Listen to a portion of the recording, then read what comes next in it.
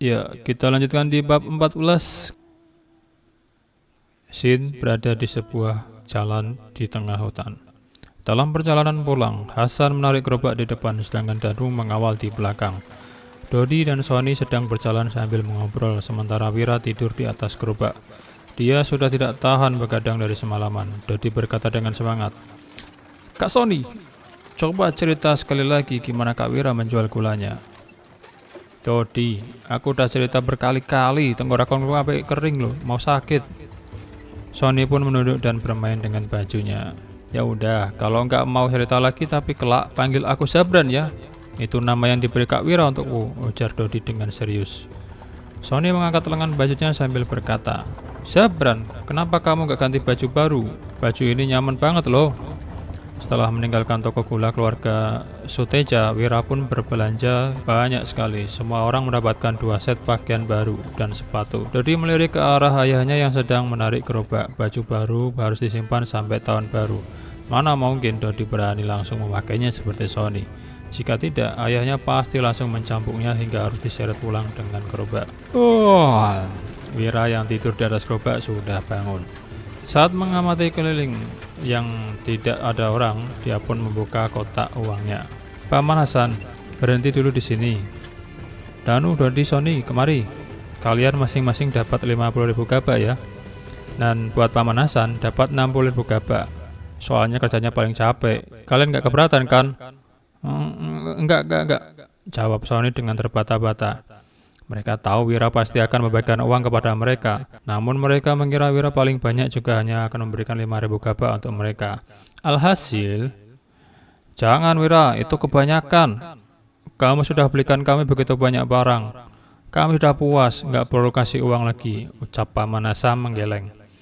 Jika Danu dan Dodi masing-masing mendapatkan 50.000 gabak dan dirinya mendapatkan 60.000 gabak, totalnya aja udah sampai 160.000 gabak.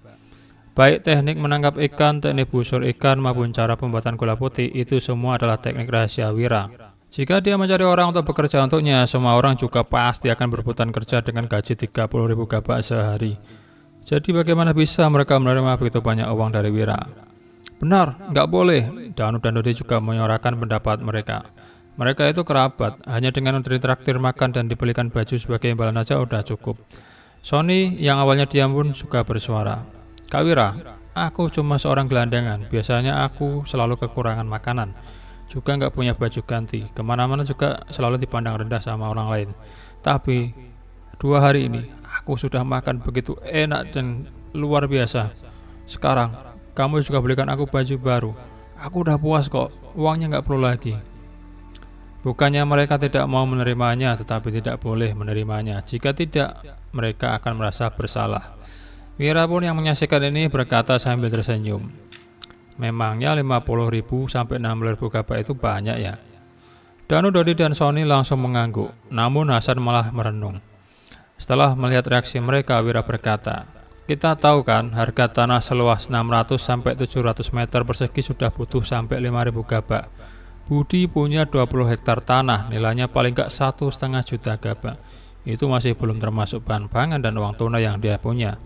Kalau mereka begitu kaya, uang ini termasuk apa?" Keempat orang itu langsung terkejut dan mengangguk setelah mendengar ucapan Wira. 600.000 gabak memang terlihat banyak, tapi sebenarnya masih tidak bisa dibandingkan dengan kekayaan si Budi. Wira pun menambahkan, "Tapi asalkan kita tetap berusaha keras, kita pasti bisa melampaui mereka." Wira berkata dengan senyum usil, "Kelak kita bahkan bisa dapat 6 juta atau 60 juta gabak." 6 juta atau 60 juta gabak? Sony menggaruk kepalanya sambil termenung. Sony hanya tahu hitungan sampai ribuan, sedangkan puluhan ribuan menandakan sangat banyak. Namun dia tidak tahu seperti apa jumlahnya uang jutaan itu. Danu dan Dodi hanya melongo, sementara Hasan yang selalu bersikap tenang juga terlihat sangat terkejut. "Aku kasih uang ini untuk kalian, bukan suruh kalian untuk sembarangan foya-foya dan pesta-pesta." Wira memasukkan batang perak ke tangan mereka berempat lalu berkata dengan serius, "Sony, Danu, Dodi, kalian sudah dewasa dan cukup umur untuk menikah. Pakai uang ini untuk bangun rumah, lalu carilah istri yang cantik dan baik. Kalau uangnya nggak cukup, nanti aku kasih lagi. Ingat ya, harus bangun rumah baru. yang punya pekarangan. Nanti aku bantu desain rumahnya. Kalau kalian bangunan gubuk jerami, nggak usah ikut aku lagi kelak. Menikah? Bangun rumah batu?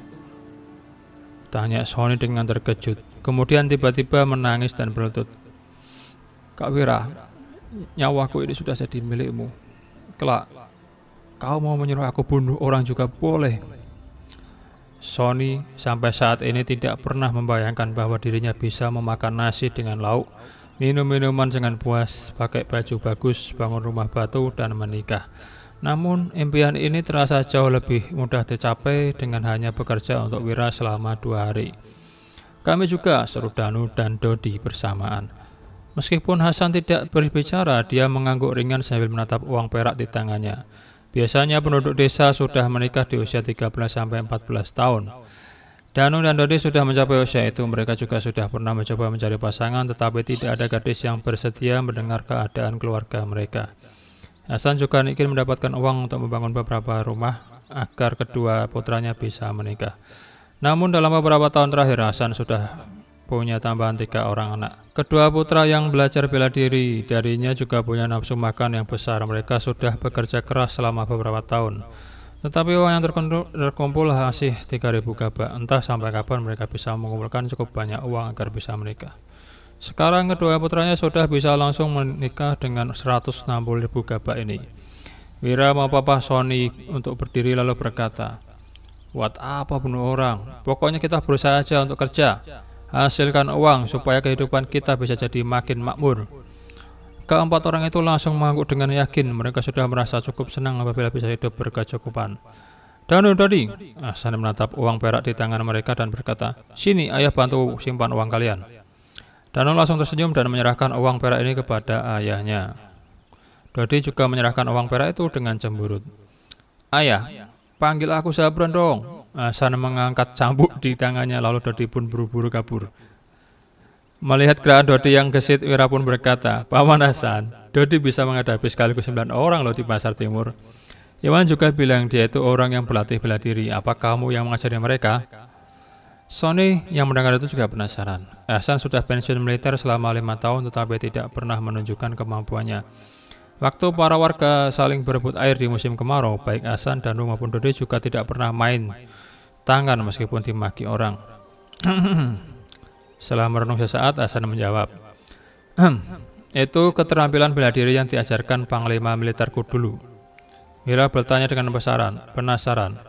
"Kalau gitu, kamu bisa lawan berapa orang sekaligus?"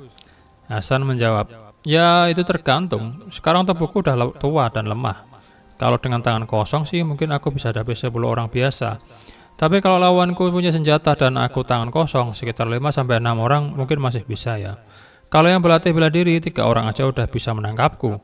Makanya waktu di kota sebisa mungkin jangan berkelahi. Orang-orang di sana punya senjata. Bisa bahaya kalau ditepung." Wira memandang ke langit lalu berkata, Ayo, jalannya cepat sedikit, kita harus sampai rumah sebelum gelap. Kalau enggak, Budi pasti sudah datang ditagih utang. Aku takut dia bertindak sembarangan ke Wulan kalau tahu dia sendirian di rumah." Sementara Sin berpindah di kampung desa Darmadi. Buk buk buk, terdengar suara gemuruh langkah kaki. Ada 4 orang bawahan Budi yang menendang pintu rumah Wira. Budi berteriak, "Wira, buka pintunya. Sudah saatnya kau bayar utang. Jangan kau sembunyi lagi. Cepat keluar dan jadilah budakku. Selain itu, suruh istrimu mandi yang bersih. Hari ini aku mau mendirinya." Wulan yang sudah menggunakan sebatang kayu untuk menahan gerbang rumah mereka, tapi tidak lagi kuat untuk menahan ke-4 orang itu. Budi menambahkan, "Mau jual ikan untuk bayar utang."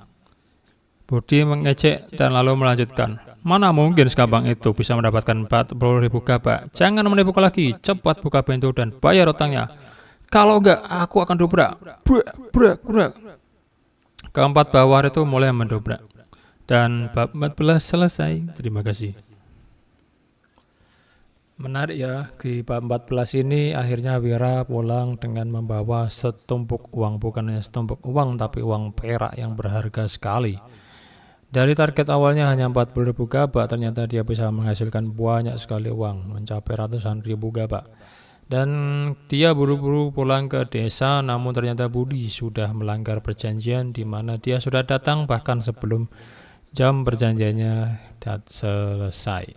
Bagaimana kisah selanjutnya? Nasib dari istri Wira, yaitu Wulan, yang sedang berada di rumah sendirian, sedangkan ada 4 orang yang mendobrak pintu rumahnya. Jangan lupa untuk subscribe, like, dan komen, dan jangan lupa untuk terus mendukung channel ini ya. Terima kasih.